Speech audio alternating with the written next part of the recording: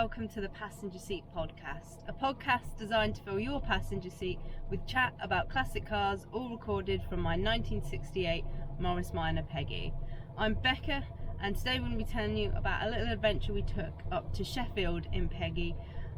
to see a theatre play, and why that might be of interest to you if you are a classic car or car enthusiast, or particularly interested in kind of 1980s social justice. So a couple of weeks ago, Katie from the Women Drivers Social Club, you might know her as Wrenching Wench, shared with us that a play that we'd seen talked about a little while ago had actually started to come to fruition and was going to be shown in a little theatre in Sheffield in the next few weeks, and then it would be moving to London, and the show is called Gwenda's Garage, and it's based on a true story, kind of telling a vague version of a mix of events that happened in the 1980s in Sheffield. Gwenda's Garage was a real garage that existed in Sheffield in the 1980s, and it was set up by a group of women who had been through their various training and qualifications and stuff like that, and then found it impossible to get jobs in garages regularly. So they'd been able to set up their own garage and hire themselves and start doing work, in particular for women who had perhaps gone to other garages and felt like they weren't being treated fairly, and so they could then go to Gwenda's Garage in the hope of getting given an honest assessment of what was up with their car and getting it fixed. And these group of women, many of whom were lesbians, were also very heavily involved in lots of the protests and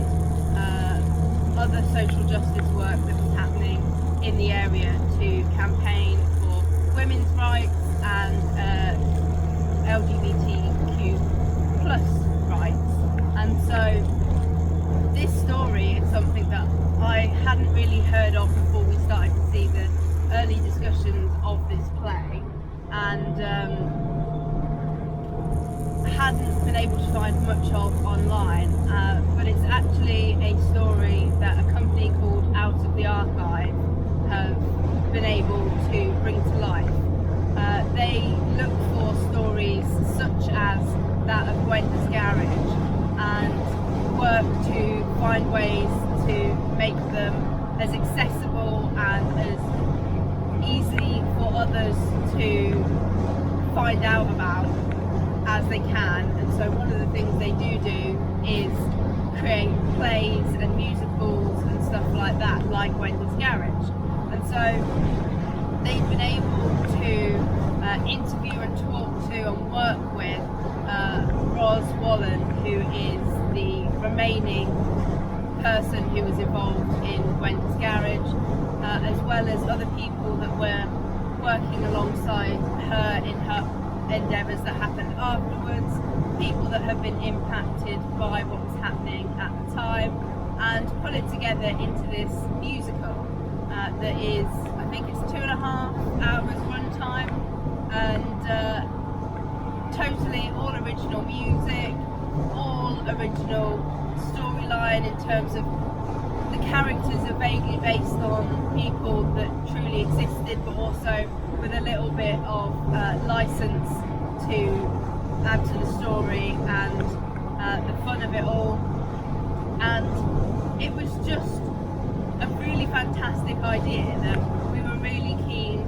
to go and see. And so it wasn't something that, with the kind of level of notice and also how sold out it was by the time that we started to get interested in, it wasn't something that we could make an official WDSC meet or anything like that. But a small group of us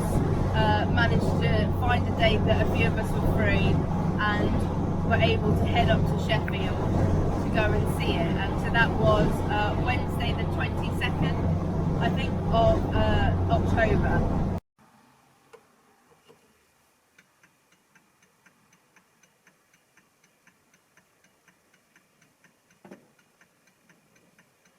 So that was right towards the end of the show's run in Sheffield before it headed to London. So I had Tash staying over at mine for the week, and another person who was coming along was Sarah, and so we decided that we would car share up there and make a bit of a trip of it. So we headed, so Sarah came to ours, we parked up, and we managed to get a fantastic picture of all the classics in the back garden, parked up, filling our new back garden with cool cars, before we all loaded into Peggy to head north. We did make a bit of a pit stop at Brightside on the A1 to grab a bit of lunch, because it's a great place and you guys know I'm a fan of it, and Peggy herself hadn't actually been there. Last time that I'd been, it had been in Jaffa, and Sarah had been really interested in going, so it was a really nice opportunity to have an explore of it, try out some of their fantastic food again, and make a nice little pit stop, especially as the A1 was particularly bad that day, and we were really struggling with just being sat in silly amounts of traffic. So we ended up going, well, we'll pull in, have some lunch, and hopefully by the time we come out all of this will pass. And thankfully it had, so that worked out really well for us. We headed up the A1 from there to Sheffield, and made it with reasonably good time. I think we got there about 4:45, got parked up in the multi-storey car park, and had a bit of time to explore some of Sheffield, not loads of it, and I think I would like to go back again and explore a bit more at another point, but we managed to get a couple of snacks, have a little look round, look at some interesting buildings, and then we headed to the theatre, where we were joined by Claire Atkinson and Katie. So it was just a little group of 5 of us, but it was very exciting nonetheless.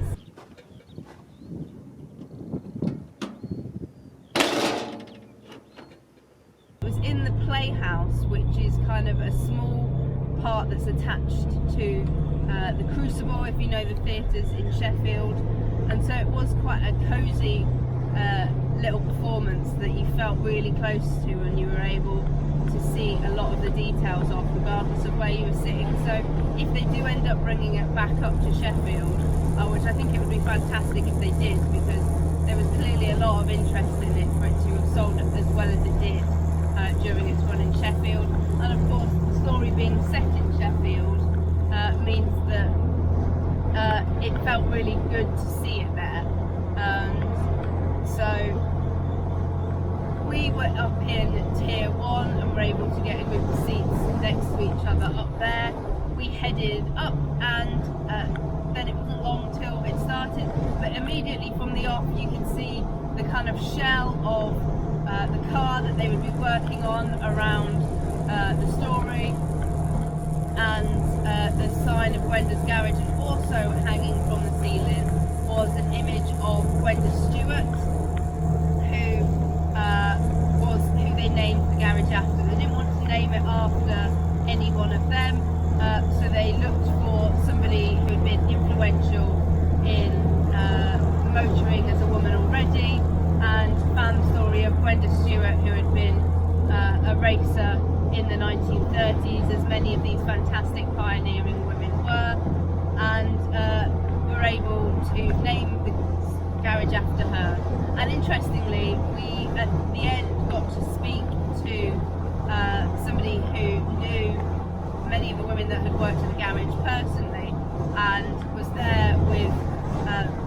a beautiful book of lots of newspapers newspaper clippings and photos and stuff like that of memories of the garage. And the ladies that worked at the garage did actually write to Gwenda regularly and let her know kind of about the garage and what was going on, and she showed a real interest, which I think is fantastic. So really interesting. And so you can see all of this, and we sat ourselves down, and the place was reasonably pretty packed, to be honest. And what was really lovely was, I think it was the first time I'd been to something where it was so clearly lots and lots of women in the audience, but a lot of women that were feeling like they had the opportunity to be totally authentically themselves for the night. So there were some fantastic outfits, some fantastic just womanhood and sisterhood within the audience. It was lovely.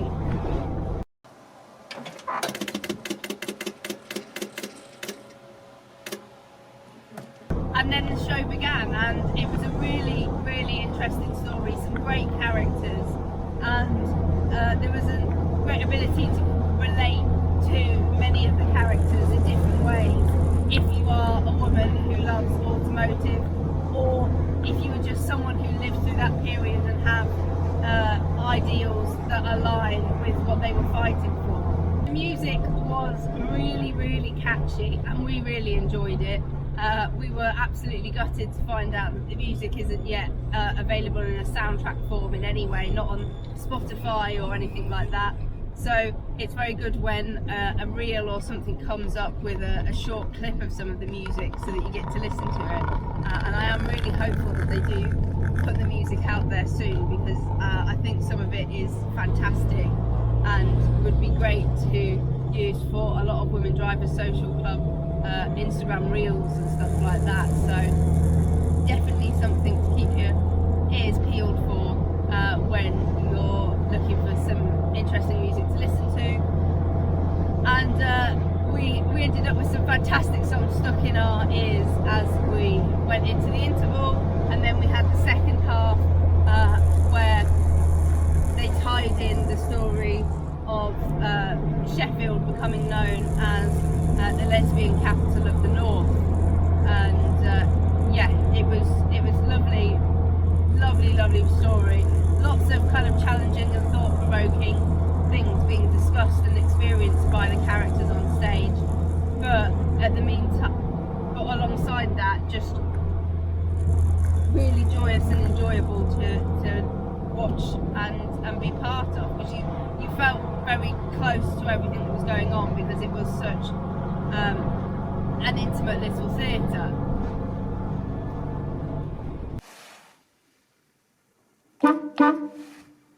When we'd finished, outside in the hallways there was merchandise. I'd picked up quite a few bits before the show started, including my Gwenda's Garage t-shirt that I'm wearing if you're watching on YouTube. 4 of us ended up with Gwenda's Garage t-shirts. There was little postcards and of course programs. No badges, which is a shame. You guys know I love my badges, but I can get one made up for Peggy anyway. And yeah, it was next to the merchandise stand that they had something called West, which is for women in engineering, science and technology, which is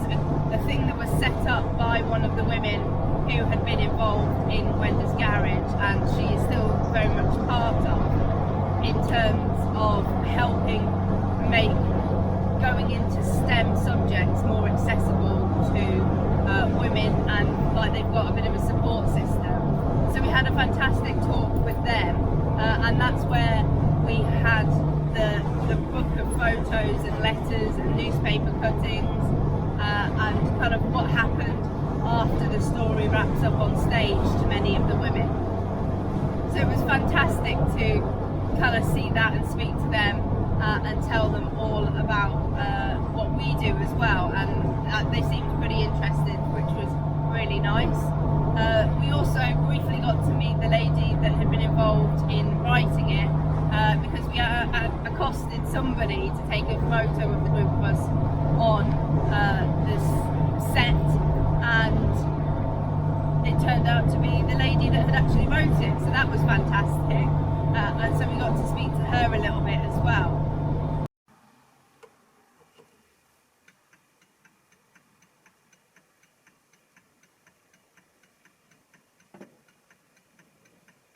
So the show has finished its run in Sheffield for now, and it's moved down to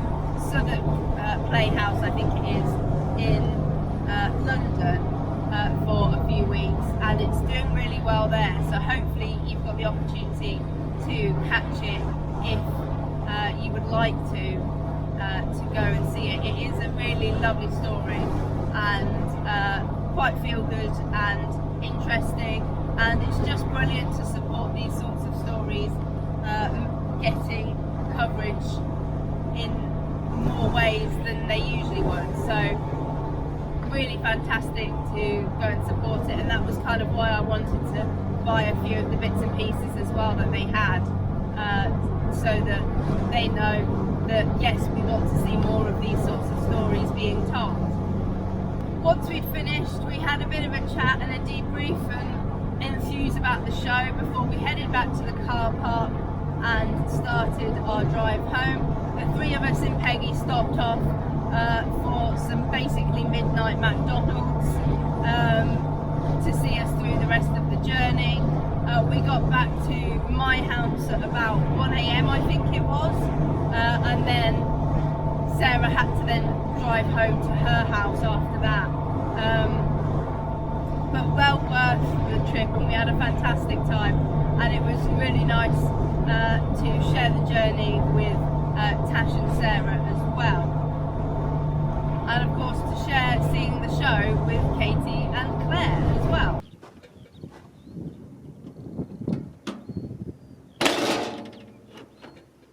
So that was our experience of going and seeing Gwenda's garage, and I hope you've enjoyed hearing about it, and perhaps you'll be inspired to look into a bit more of the story yourself if you don't get the opportunity to go and see the show. There is quite a lot of useful information about the story on Gwenda's Garage social media, as well as on the Out of the Archive social media as well. But in the meantime, thank you ever so much for listening. Drive safely and happy motoring.